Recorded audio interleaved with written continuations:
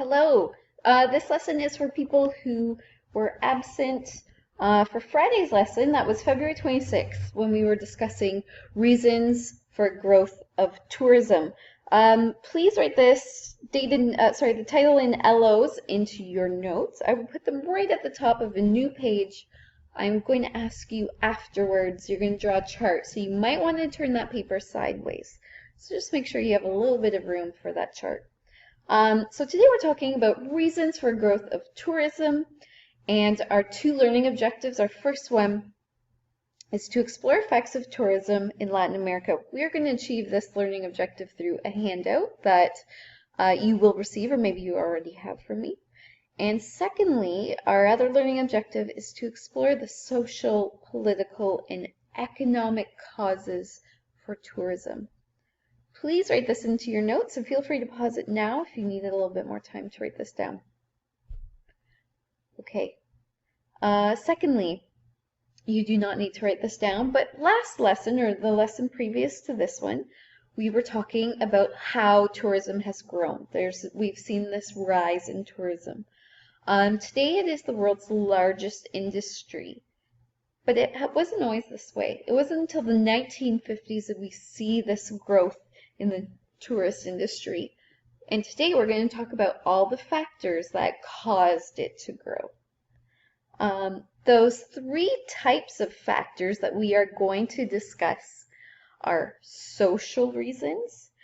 That word, if you're wondering, has something to do with people. If you think of the term a social butterfly, it usually means someone who's a people person.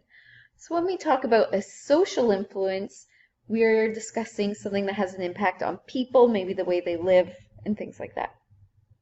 Our second factor is economic.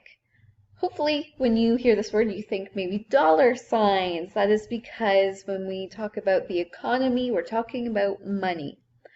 So some of the reasons for growth in tourism might have to do with people getting more money, having more money, something to do with jobs, that sort of thing.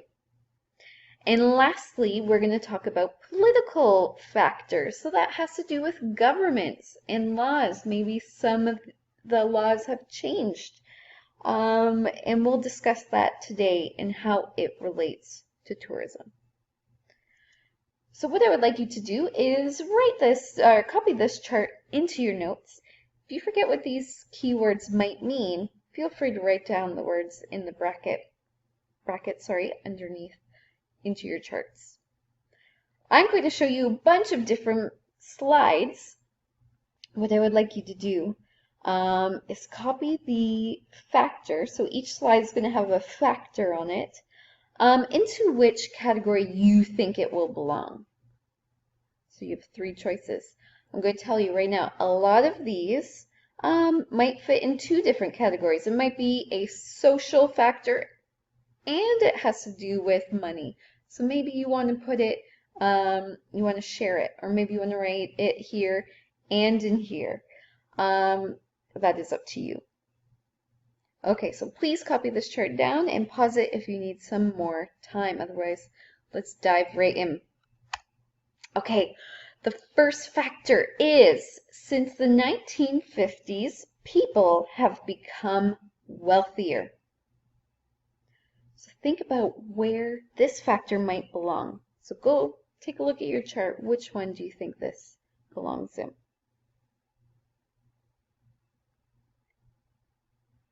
If you guessed economy, you are right. Please write that into the middle column. So we're talking about since the 1950s, people have become more wealthier, people's paychecks are bigger, so they can now travel more. So please copy this into your notes and feel free to pause if you need more time. I will stop saying that from now on. Okay, this next one.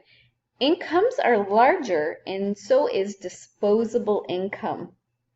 If you haven't heard this term before, disposable income, that has to do with money that someone has after they've done things like they've paid rent, they've bought groceries, they've paid for their water bill, all of those sorts of things. Once you've paid that all off, the money you've left over from your paycheck, we call that disposable income. That means you can spend it however you want. So think about how this factor deals with money and incomes and decide which category you think this fits into and write that in. From this point on, I'm not going to give you any answers until after you watch this video, so please try your best. Okay, on to the next one. So this says most families have 2 working parents, whereas in the past it was usually 1. So think about how many women decide to stay at home after they have kids to take care of them. Lately, that hasn't been so much of the trend. We have women who are going into the workforce. So think about where this factor would fit on your chart.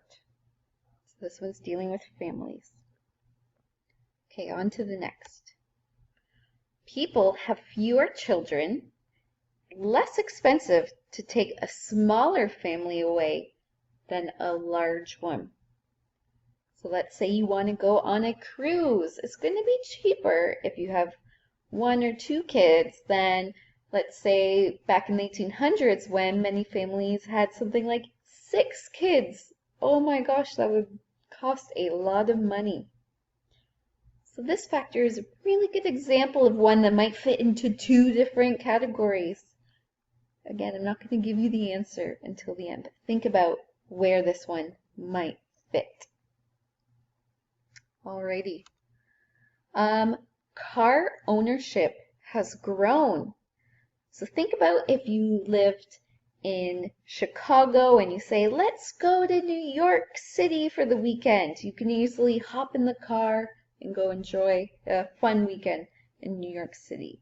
So this definitely has an impact on tourism. People can drive now. I'm pretty sure that you can probably drive from Paris all the way to Beijing. It is possible. So car ownership definitely impacts tourism. So think about which category this might fit into. I think this is a bit of a tough one, but let's see how you do. All right, next. People have more leisure time and holiday time from work has increased. So now people have more time to take off of work and travel with their families or friends. I will give you a small hint for this one because the class found this one quite difficult. But this holiday time might be due to the government asking or telling businesses to give more time to their employees. So hopefully that hint helps you. Okay, next. Life expectancy has risen, so more people who are retired, many of whom have good pensions and they can afford several trips a year. So what this one means is people these days are now living longer than ever, into their 80s, 90s, 100s. And these people who are older and have retired have good pensions. Do you know what that word is? That is money you've put aside while you're working so that you can have it to spend after you've retired, after you've left your job. You'll have that money, and people are spending it on trips. They're going away. So think about which category, or maybe there's 2, this one fits in. So we're talking about people and we're talking about pensions. Think about which categories this one fits into. Here is our next. Don't worry, there's only 2 more after this one, so you're almost done. So this one says, flying has become cheaper and booking online is quick and easy.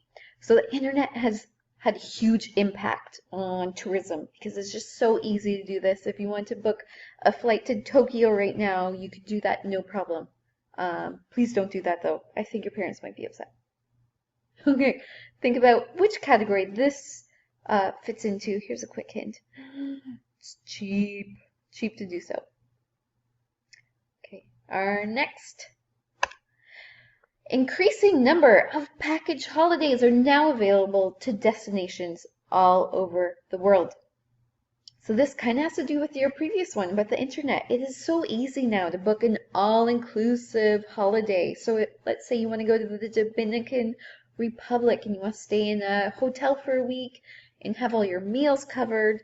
You could probably do that pretty cheaply. So that has had a huge impact on tourism because people love to sit on the beach and soak up the sun rays.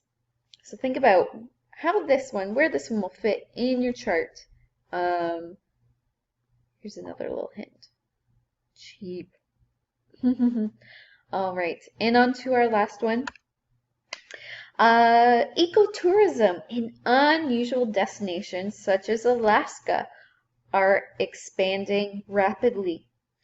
So people are changing their minds on what tourism is. Some people just want to get away from it all. Some people want to soak up the environment. They want to go to Machu Picchu and enjoy the sights.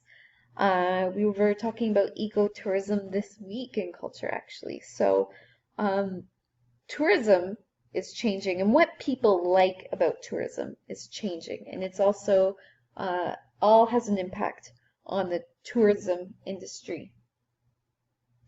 Alrighty, so this was your last one. Fit that into your chart. After you've completed this video and made your chart, I will give you the answers. But I'll tell you this, many of these would fit into probably 2 categories, not just one. You will also have a worksheet to complete with this, which I will mark for you, and hopefully I've already given it to you before you watch this video. Alrighty, and that's the end of the lesson.